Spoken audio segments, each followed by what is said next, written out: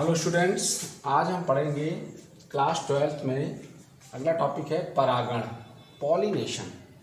Pollination बच्चों पौधों में होता है। जैसे जंतुओं में क्या होता है, मैथुन की क्रिया होती है नर और मादा के बीच में।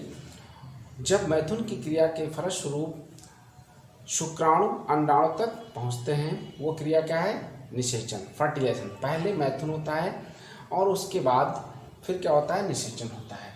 यानी जो नर और मादा आपस में संयोग करते हैं, उसी को हम मैथुन कहते हैं।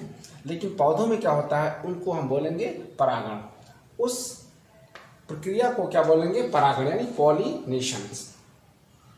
तो पॉलिनेशन क्या है बच्चों, नर युग्मक परागकण होते हैं। परागकण परागकोश से निकल करके मादा पुष्प के वर्तिकाग्र तक पहुंचते हैं। इस क्रिया को परागण कहते हैं, पॉलिनेशन। जो नर युग्मक क्या होते हैं, वो हैं परागकण, जो परागकोश के अंदर विकसित होते हैं और उसी में उनका निर्माण होता है। जब परागकोश परिपक्व हो जाते हैं और वो फट जाते हैं, तो उसमें से परागकण निकल करके मादा पुष्प के वर्तिकाग्र पर पहुंचते हैं। अब वो कैसे पहुंचते हैं, हवा के माध्यम से, जंतुओं के माध्यम से या पानी के माध्यम से। तो इस प्रकार से किसी माध्यम से वो मादा पुष्प के वर्तिकाग्र तक पहुंचते हैं। वर्तिकाग्र क्या है, मादा पुष्प का जननांग होता है।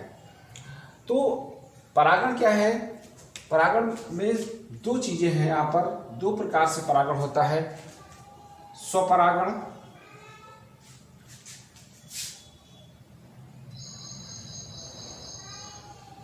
स्वपरागण। इधर है स्वपरागण, जिसको हम ऑटोगैमी या सेल्फ पॉलिनेशन कहते हैं, और इधर है परपरागण।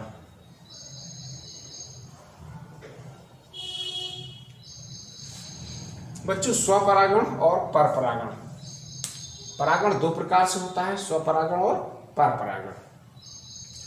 स्वपरागण को सेल्फ पॉलिनेशन या इसको कहते हैं ऑटोगैमी। ऑटोगैमी ये शब्द लिखा हुआ है, ऑटोगैमी। अब पहले आप देखेंगे स्वपरागण। स्वपरागण में दो हमने लिखा है,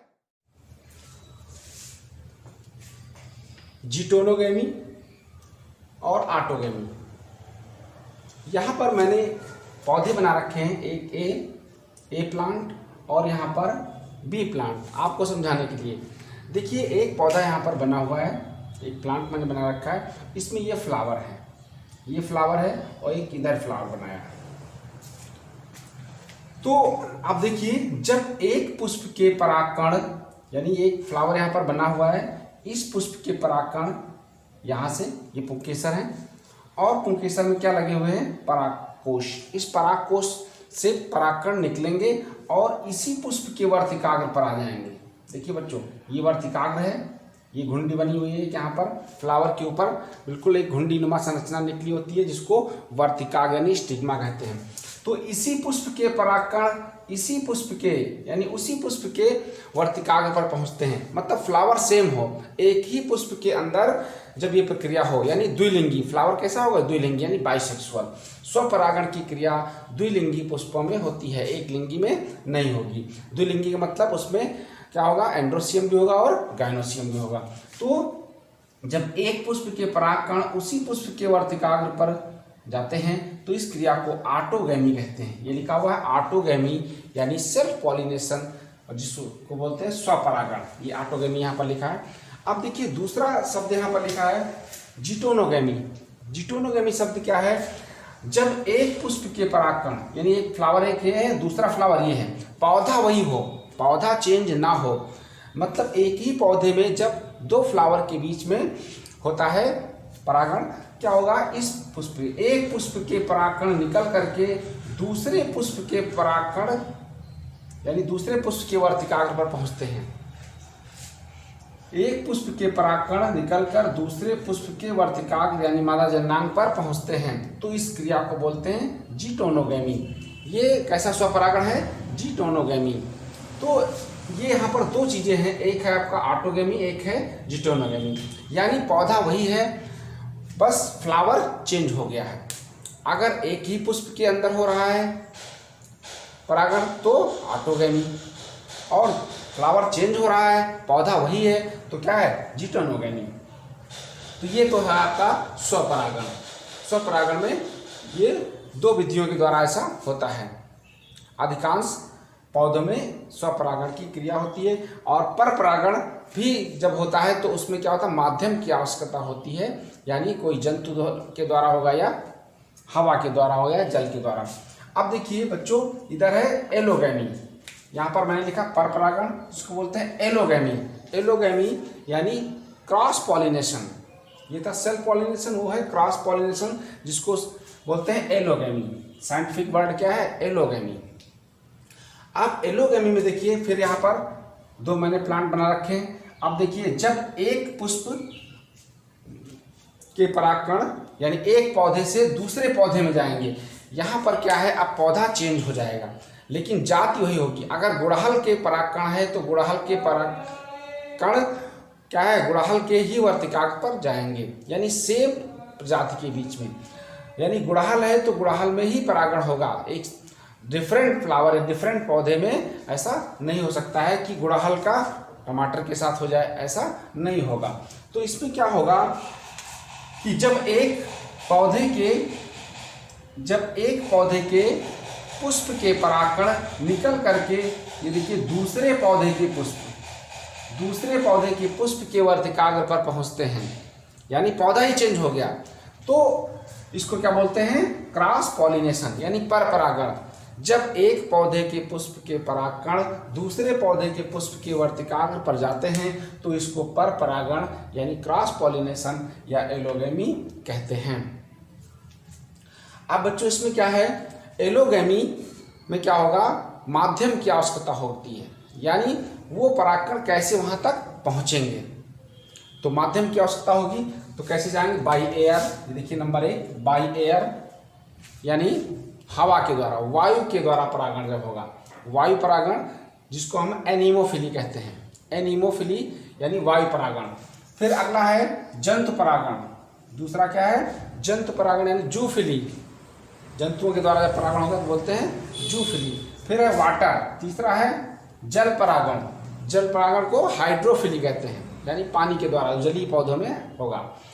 तो by air, by animals, by water, है ना, एनिमोफिली, हाइड्रोफिली है, और ये जूफिली। तो बच्चों, आपने देखा कि परागण की क्रिया क्या होती है और कैसे होती है। मोस्टली जो पर परागण होते हैं, पर परागणों की जो उसके लाभ हैं, उसकी जो एडवांटेज हैं, उसमें क्या होता है, जो पर परागण होता है उसके बीज बहुत स्वस्थ होते हैं और उनमें फ्लावर जो होते हैं बहुत अच्छे होते हैं और रंगीन कलर के फ्लावर होते हैं। तो इसमें क्या होता है, और इनमें जो है डीएनए का रिकॉम्बिनेशन होता रहता है और नई नई प्रजातियां बनती है पर परागण से। बीज जो उसके बीज होते हैं वो बहुत हेल्थी होते हैं, स्वस्थ बीज बनते हैं। तो पर परागण में जो फल भी होते हैं वो भी बहुत स्वस्थ होते हैं और अच्छे होते हैं। तो पर परागण यहाँ पर बेस्ट है।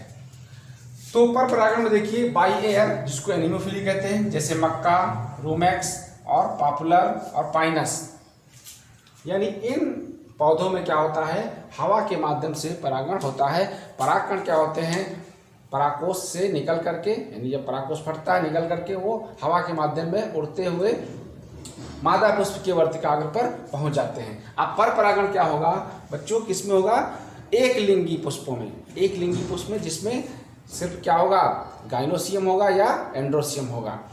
तो अब क्या है, इसके परागकण निकल करके हवा के माध्यम से दूसरे पुष्प के वर्तिकाग्र पर पहुंचते हैं। सेम जाति में, एक ही प्रजाति के बीच में होगा। सपोज करिए मक्के के परागकण निकले तो मक्के के वर्तिकाग्र पर ही जाएंगे, दूसरे वर्तिकाग्र पर पहुंचेंगे तो परागण नहीं होगा। तो ये क्या है, बाई एयर। एयर में जो परागकण होते हैं, कुछ परागकण क्या होते हैं, उसमें अजीब से संरचनाएं होती हैं, जैसे पंख, उसमें लगेगा पंख निकले हुए थोड़ी दूर तक उड़ते हुए जाते हैं, जैसे पाइनस के जो परागकण है वो पंख युक्त होते हैं। तो अब अगला है एनिमल्स, बाई एनिमल्स, यानी जंतुओं के द्वारा जो परागण होगा। जंतुओं के द्वारा परागण, जंतु क्या होते हैं, पुष्पों में बैठते हैं या कोई जंतु पुष्प के आसपास से निकलता है तो उनके रोए में या उनके बॉडी में चिपक जाते हैं परागकण, फूलों के परागकण, और फिर दूसरे फूल के पास जब जाते हैं वहाँ पर वो उसको छोड़ देते हैं। खासकर जो इंसेक्ट हैं, कीट हैं, वो फूलों पर बैठते हैं और वो फिर क्या करते हैं, दूसरे पुष्प के वर्तिकाग्र पर जाकर छोड़ देते हैं। जैसे कीट क्या है, जैसे भंवरा है और बर्रे हैं, ये सब क्या करते हैं, कीटों के रस को, हाँ, जैसे भंवरा है और बर्रे हैं, ये क्या हैं, फूलों के ऊपर बैठते हैं और फूलों के अंदर मकरंद ग्रंथियां होती हैं और मकरंद को वो चूसते हैं। यानी एक स्राव होता है फूलों से, वो उसको चूसते हैं, यानी शक करते हैं और भोजन के रूप में ग्रहण करते हैं। फिर उससे वो हनी बनाते हैं, शहद भी बनाते हैं, मधुमक्खियाँ उससे हनी बनाती हैं। तो बाई एनिमल्स में देखिए, बाई एनिमल्स जंतुओं के द्वारा परागण जो होगा वो क्या है, पहला है एंटमोफिली, बाई एंटमोफिली। एंटमोफिली मतलब होता है कीट परागण, कीटों के द्वारा जो परागण होता है तो उसको हम कहते हैं, मैंने अभी बताया था कि वो कीट जो है फूलों पर बैठते हैं और उसमें परागकण उनके बॉडी में या उनके पंजों में चिपक जाते हैं और फिर मादा पुष्प के वर्तिकाग्र पर जाते हैं, वहाँ पर बैठ जाते हैं, तो वो उस पर छोड़ देते हैं। जैसे हनी बी यानी मधुमक्खी, मधुमक्खी किस में करेगी, परागण बनफसा, ऑर्किड्स, इन पौधों में करती है। बनफसा और ऑर्किड्स में क्या होता है, परागण हनी बी के द्वारा होता है, मधुमक्खी के द्वारा। फिर मॉथ के द्वारा, यानी सिल्क मॉथ जिसको कहते हैं, जैसे रेशम का कीट, वो मॉथ होते हैं। और माथ में क्या है, तंबाकू, माथ से तंबाकू में होगा, धतूरा में होगा परागण। फिर अगला है बटरफ्लाई, बटरफ्लाई से लिली में होता है, डायंथस में होता है। फ्लाई, जो फ्लाई होती है मक्खियाँ, जो ये घरेलू मक्खियाँ होती है, इनके द्वारा। रैफ्लिसिया और एरम, इनमें होता है परागण। रैफ्लिसिया आप जानते हो कि संसार का सबसे बड़ा पुष्प है रैफ्लिसिया। फिर है वैप्स, वैप्स मतलब बर्रे, यहाँ पर बर्रे लिखे, ततैया जो बर्रे होते हैं, ये अंजीर में करते हैं, अंजीर में परागण इनके द्वारा होता है। तो ये सब बच्चों आप ध्यान देंगे। अब अगला है ऑर्निथोफिली, ये है ऑर्निथोफिली। ऑर्निथोफिली मतलब पक्षियों के द्वारा, पक्षी जो होते हैं, पक्षी परागण होता है। जैसे आपका गुंजन पक्षी, गुंजन पक्षी क्या होता है, बोगनवेलिया, बोगनवेलिया में परागण करता है और बहुत छोटा सा पक्षी होता है, गुंजन पक्षी कहते हैं। और पक्षियों द्वारा किस में होता है, कोलेस्टीमॉन, कोलेस्टीमॉन और निकोटीनिया। कोलेस्टीमॉन जिसको बॉटल ब्रश भी कहते हैं, इस पौधे में जो है ऑर्निथोफिली यानी पक्षियों के द्वारा परागण होता है और निकोटियाना में होता है। अगला है मैलेकोफिली, तीसरा है मैलेकोफिली। बच्चों मैलेकोफिली क्या है, घोंघा के द्वारा परागण, घोंघा भी परागण में सहायता करता है। जैसे आपका जिमीकंद और ऑर्किड्स, जिमीकंद और ऑर्किड्स, इनमें क्या होता है। और एक सर्प पादप पौधा भी है, सर्प पादप में भी घोंघा के द्वारा होता है। तो इसमें क्या होते हैं, जिमीकंद में स्थूल मंजरी, पुष्प में क्या होता है, स्थूल मंजरी यानी स्पैडिक्स होता है। और उसमें क्या होते हैं, जो मादा पुष्प के जो भाग हैं जननांग, वो पहले विकसित हो जाते हैं और नर पुष्प बाद में विकसित होते हैं, नर पुष्प के जननांग। तो क्या होते हैं, परागकण निकल करके जो बाहर तक जाना होता है, यानी मादा पुष्प तक जाना होता है, तो कैसे जाएंगे, वो घोंघा के द्वारा वो ट्रांसफर होते हैं। मैलेकोफिली घोंघा के द्वारा। अगला है चीरोप्टेरोफिली, अगला है चीरोप्टेरोफिली। चीरोप्टेरोफिली मतलब क्या, चमगादड़ के द्वारा। बच्चों चमगादड़ के द्वारा भी परागण की क्रिया होती है। जैसे कचनार और कदम, कचनार, कदम और इपैरुआ, इन पौधों में चमगादड़ के द्वारा होता है। यानी जो परागण की क्रिया है रात में होती है, क्योंकि इन पौधों में जो पुष्प, ये फ्लावरिंग होती है, पुष्प जो खिलते हैं वो रात में खिलते हैं। अब नेक्स्ट है बाई वाटर यानी हाइड्रोफिली, जल परागण जिसको कहते हैं। तो इसमें दो प्रकार से होता है। पहला है ईपी हाइड्रोगैमस, नंबर 1 ईपी हाइड्रोगैमस, दूसरा होता है हाइपो हाइड्रोगैमस। बच्चों ईपी हाइपो हाइड्रोगैमस क्या है, इसमें जो पानी की सतह पर पौधे होते हैं, यानी उनके फ्लावर भी और पत्तियां भी पानी की सतह पर ऊपर दिखाई पड़ती हैं, वो क्या है, ईपी हाइड्रोगैमस होते हैं। और जैसे हाइड्रा और वेलिस्नेरिया, यानी इनमें क्या होगा, इनके जो परागकण हैं वो परागकोश से निकल करके जल के माध्यम से तैरते हुए इन पुष्प के मादा वर्तिकाग्र तक पहुंच जाते हैं। अगला है हाइपोहाइड्रोगैमस। हाइपोहाइड्रोगैमस में क्या होता है, वे पौधे जो जल के अंदर होते हैं, इनसाइड द वाटर, बहुत नीचे होते हैं, जैसे नायास और सेरेटोफिल्लम और जोस्टेरा। इनमें क्या होता है, जो परागकण है वो पानी के नीचे जाते हैं और पानी के अंदर ही उनका परागण होता है। तो इस प्रकार से ये क्या था, जलीय परागण, यानी जल द्वारा जो परागण होता है। तो बच्चों ठीक है, धन्यवाद।